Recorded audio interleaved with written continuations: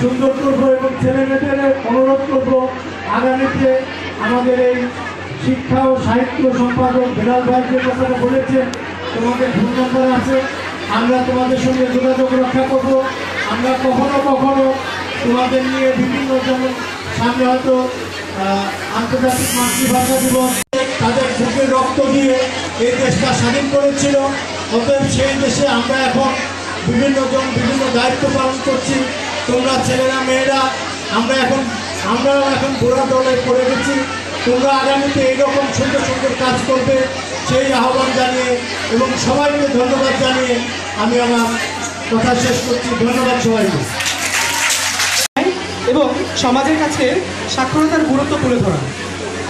বর্তমানে জাতিসংঘের সকল সদস্য রাষ্ট্র এই দিবসটি উদযাপন করে থাকে।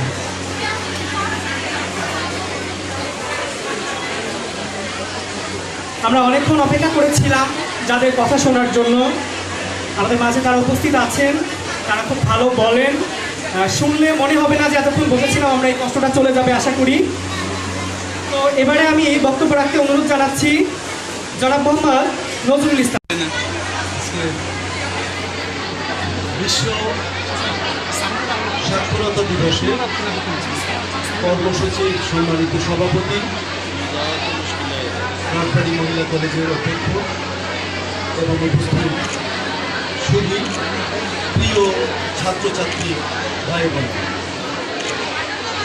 একটা স্বপ্ন মানবিক মানুষ হওয়া, সেই স্বপ্ন বিবেকবান মানুষ হওয়া, সেই স্বপ্ন বিজ্ঞান সচেতন বিজ্ঞান মনস্ক মানুষ হওয়া, তবেই আমাদের দেশ এগিয়ে যাবে। আমার ছোট্ট একটু কথা, আমি বক্তব্য বাড়াবো না। আমাদের যারা বক্তা আছেন, সঞ্চালক বলেছেন অনেকেই ভালো বক্তব্য দেন, আমি কখনোই ভালো বক্তব্য দিতে পারি না, আমার এটা অবলগতা। তবে আমি ভালোবাসতে চাই, আমি আমার সন্তানকে যেভাবে ভালোবাসি, আমার মনে হয় সকল শিশুকে আমি সেইভাবেই ভালোবাসি। আমার ভালোবাসার মধ্যে বিন্দু মাত্র ফারাক আমি রাখতে চাই না।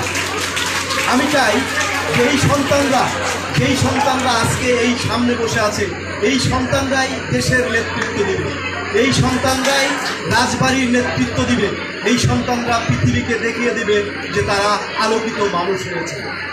আমার স্বপ্ন ছিল, আমি সেই স্বপ্ন বাস্তবায়নের দিকে আগাচ্ছি। আমার ছোটোবেলায় একটা স্বপ্ন ছিল যে আমার গ্রামের ছোট্ট অজপাড়াগা, সেখানে একটা পাঠাগার হবে, সেখানে ছাত্রছাত্রীরা এসে পড়বে, সেখানে গান আবৃত্তি শিখবে, সেখানে আর্ট শিখবে, শিল্পকলা, আমাদের সাহিত্য সংস্কৃতির নানা বিষয়ে তারা পদচারণা করবে। সেটা শুরু হয়েছে রামকান্তপুর, অনেকেরই জানা অনেকেই জানো না। সেটা হলো রামকান্তপুর স্কুলের পাশে যেটা মোল্লাবাড়ি, সেখানে একটা পাঠাগার গঠিত হয়েছে। সেই পাঠাগারের নাম রাবেয়া কাদের স্মৃতি পাঠাগার। পরিচয় দেওয়ার সময় আমি বলছিলাম যে আমি ব্যবসা করি, আমি ঢাকা বিশ্ববিদ্যালয়ে পড়তাম, আমি ছাত্র ইউনিয়ন করতাম, এগুলো চেয়ে অনেক বড় পরিচয় আমার। আমি রাবেয়া, আমাদের প্রিয় রাজবাড়ী সরকারি আদর্শ মহিলা কলেজের অধ্যক্ষ বিজু স্যার উপস্থিত আছেন, নাগরিক কমিটির সেক্রেটারি এবং সদস্যবৃন্দ, মঞ্চ উপস্থিত আছেন আমার খুব প্রিয় বড় ভাই আজম ভাই, এবং মঞ্চে অনেকে আছেন দুনিয়া আফা, অনেকে অবস্থা নাম জানি না। উপস্থিত আছেন রাবিয়া কাদের পাঠাগারের প্রতিষ্ঠানে ডিবেট ক্লাব চালু করেছি আমার প্রতিষ্ঠানে। এবার ইনশাআল্লাহ 15 আগস্টে কবিতা আবৃত্তি, রচনা প্রতিযোগিতা, বঙ্গবন্ধু ভাষণ সমস্ত কিছুতে কিন্তু ফার্স্ট হয়েছে। কারণ আমরা চাই যে সমস্ত প্রতিষ্ঠানেই এইভাবে এগিয়ে আসুক। শুধু লেখাপড়া করলেই যে একটা ছেলের নৈতিক শিক্ষা হয় ব্যাপারটা এরকম না, তার পাশাপাশি নৈতিক শিক্ষাও দরকার আছে, পাশাপাশি সব কিছু দরকার আছে। তাছাড়া অনেক বক্তা এখানে আছে, বেশি সময় নষ্ট করবো না। আমি মহিদুল বিলাল ভাইকে অসংখ্য ধন্যবাদ জানাই যে সে এবং সাবুদ ভাইকে যে তারা অত্যন্ত ব্যস্ততার মধ্যে শ্রম ব্যয় করে, এবং আজকে অবাক হয় যে মহিদুল বিলাল ভাই আমারও স্কুলে জমা গিয়েছিলেন, সেসব উনি আমাদের বাচ্চাদেরকে রিক্সা ভাড়া বন্ধ দিয়ে দিচ্ছে। তার কত আগ্রহ, আমি তো অবাক হলাম যে মহিদুল বিলাল ভাই আপনি রিক্সা ভাড়া বন্ধ দিয়ে দিচ্ছেন, বলে দিকল ভাই ওরা রিক্সা ভাড়া না দিলে যাবে না। এই তো তার একটা আগ্রহ। আমি এই লোকটার জন্য দোয়া কামনা করি এবং করি যে সে সুস্থ থাকুক, যাতে নাগরিক কমিটি আগামীতে আরও ভালো কাজ করতে পারে, এবং নাগরিক কমিটির কাজের জন্য আমি আমার প্রতিষ্ঠানের প্রধান হিসাবে সর্বোচ্চ সহযোগিতা করব। এবং আমি সাদুল ভাইকে বলি, এখানে আপনাদের অবশ্য জায়গা কম। আমি দুলাল ভাইকে বলছিলাম যে আমার এখানে প্রায় প্রতিষ্ঠানে প্রায় 400 ছেলেমেয়েদের মানে হলের জায়গা আছে, যা ভবিষ্যতে যদি মনে করেন যে আপনাদের কোনো প্রোগ্রাম ইয়াসিন স্কুল করার দরকার, অবশ্যই আমাকে বলবেন, আমি আপনাদের সার্বিক সহযোগিতা করব ইনশাল্লাহ। এই বলে আমি আমার বক্তব্য শেষ করছি। ধন্যবাদ।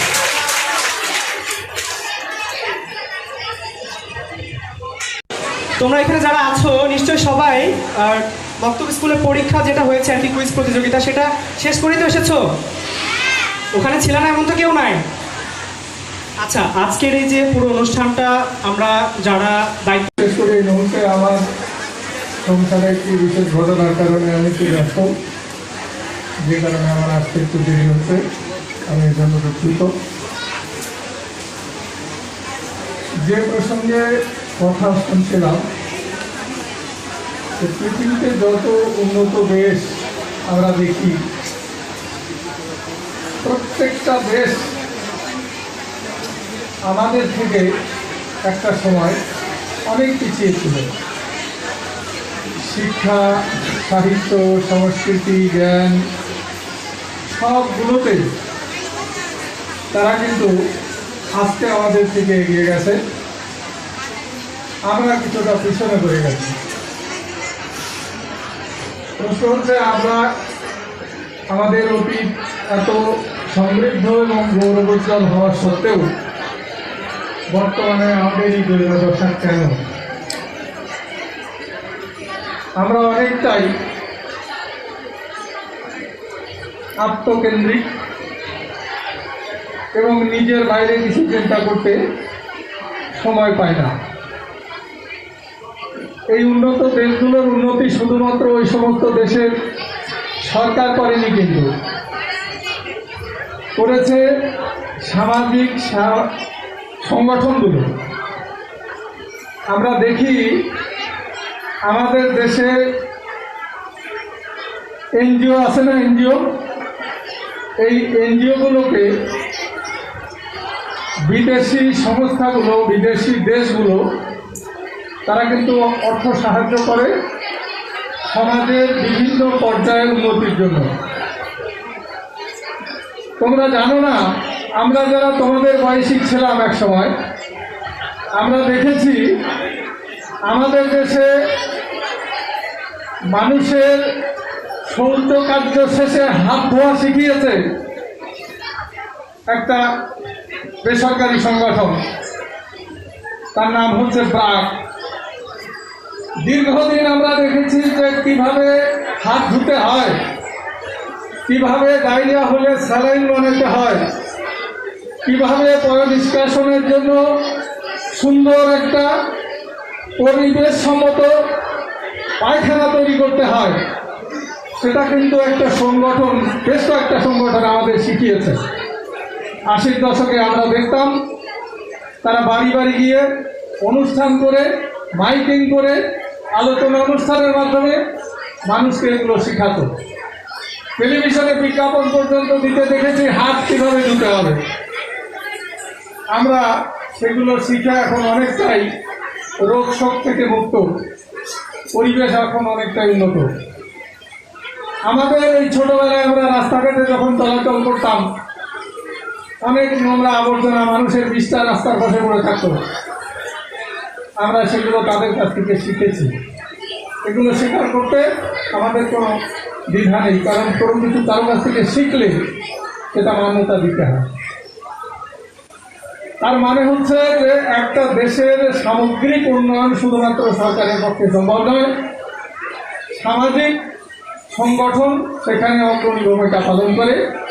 সেই জায়গা থেকে একেবারে প্রাথমিক পর্যায়ে সীমিত সামর্থ্যের মধ্যে শুরু হলেও রাজবাড়ী নাগরিক কমিটি এই যে শিক্ষার্থীদের নিয়ে তাদের একাডেমিক শিক্ষার পাশাপাশি বাস্তবিক শিক্ষার, বহুমুখী বাস্তবিক শিক্ষার সহযোগিতা করবার যে উদ্যোগটি, সেটা অবশ্যই প্রশংসার দাবিদার।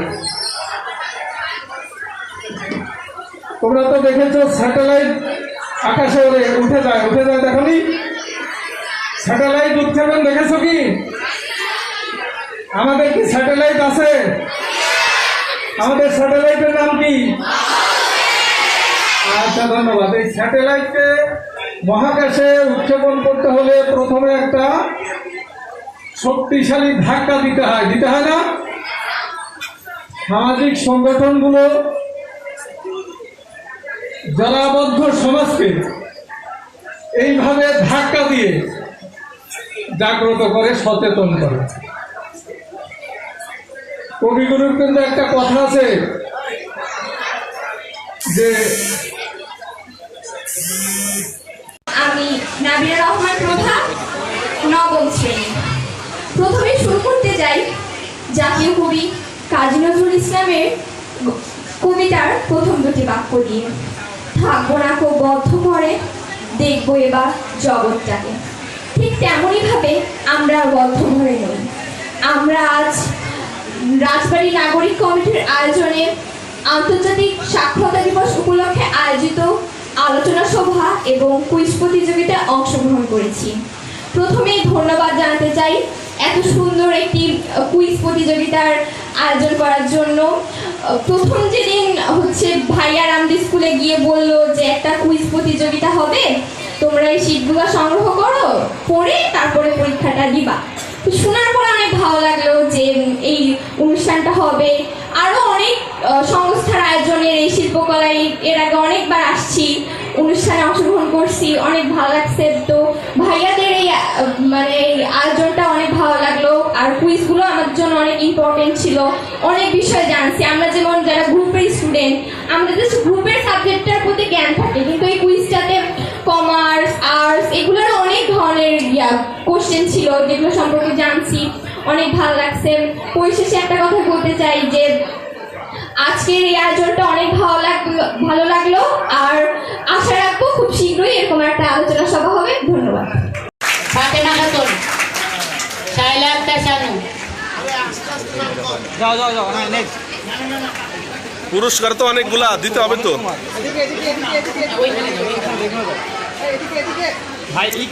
হ্যাঁ, 10 সময় দিকে তাকাও। আচ্ছা, হয়েছে। নেক্সট কে নাম কি? ফাতেমা খাতুন, আচ্ছা, শায়লা আক্তার শানু। নাই, প্রথম থেকে আচ্ছা, তোমাদের কি নাম? আসো। ইয়াসিন স্কুল। নাম কি তোমার? হ্যাঁ, আসো। আচ্ছা, হ্যাঁ। আসো। সাদিয়া হোসেন, মাহিমা ইসরাত শেফা। নাম বলো। হ্যাঁ, নূরজাহান জিম। নাও। তোমার নাম বলছি, কি নাম? নিচে যাও। নেক্সট, তুমি নাম কি? তোমার নাম কি? মনি, আসো। নাম বলো। তোমার নামটা কি? হ্যাঁ, আচ্ছা, ছেড়ে পরে নেক্সট নাম কি?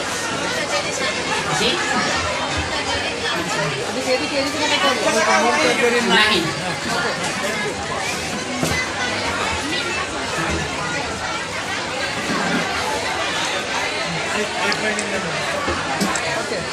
আচ্ছা, যাও। পরে নাম বলো। নাম কি তোমার?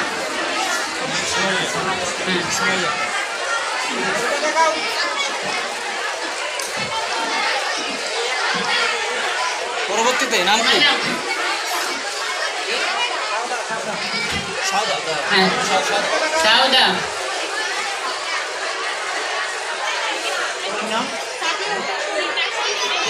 সাদিয়া হোসেন কলি। জান্নাতুল ফেরদৌস। তোমার নাম কি? জোরে বলো। জান্নাতুল ফেরদৌস। আচ্ছা, রেখা। সপ্তম শ্রেণী। রেখাকে। সপ্তম। হ্যাঁ, দুইজন। সাদিয়া হোসেন কলি ছিল, জান্নাতুল ফেরদৌস।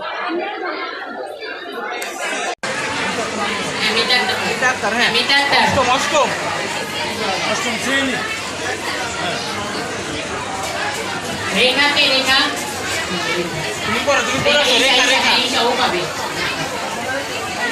রেখা কি নাম তোমার? তুমি কি ঈশা ঈশা হ্যাঁ ওই পরে তুমি নাও ঈশা নাও এসে নাও। ঈশা তুমি একটু দাঁড়াও তুমি একটু দাঁড়াও বসো। আচ্ছা সরকারি মহিলা কলেজ আবিদা, আসিয়া খাতুন, শফিক সেজা।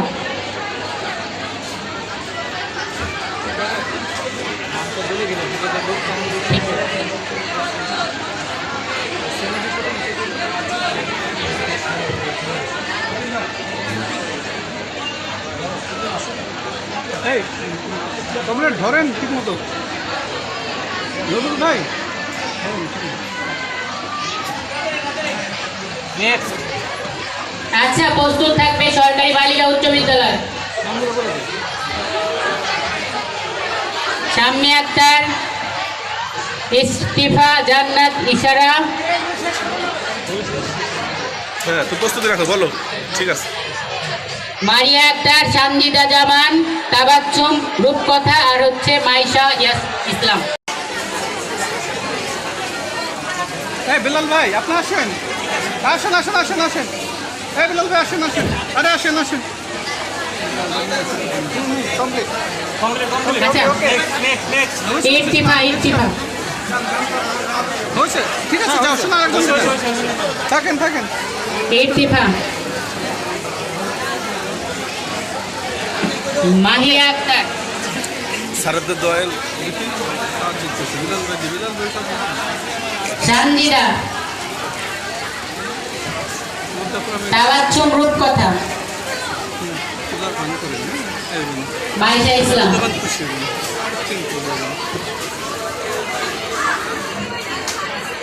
এদিকে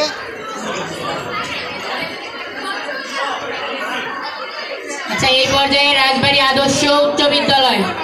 এদিকে তাকাও। মারিয়া খাতুন,